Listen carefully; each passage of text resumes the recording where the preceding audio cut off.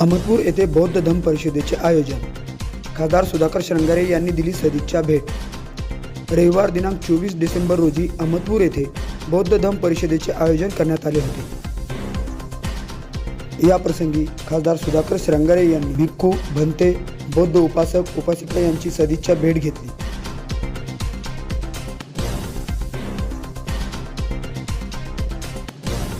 हेतूने धम्म परिषदेचे आयोजन करण्यात आलेलं आहे। या धम्म परिषदेचं आयोजन सर्व राजकीय पक्ष, सामाजिक संघटना बाजूला ठेवून सर्व उपासकांच्या वतीने करण्यात आलेलं आहे।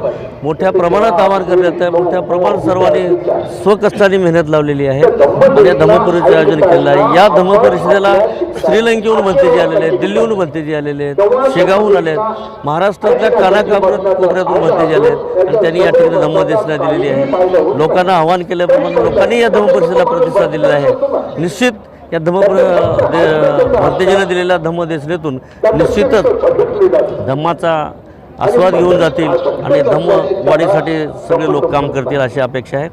या धम्म परिषदेमध्ये सर्वांची भोजनाची व्यवस्था करण्यात आली आहे। त्याचबरोबर संध्याकाळी रात्री महाराष्ट्राचे सुप्रसिद्ध गायक साजन विशाल, साधना मेसराम आणि राणी तवसू यांचा बी या ठिकाणी समाज प्रबोधनपर गीत गाण्याचा कार्यक्रम ठेवण्यात आला आहे। या सगळ्या कार्यक्रमातून धम्मप्रसार आणि सामाजिक कार्य हे पोचणार आहे एवढी खात्री होती।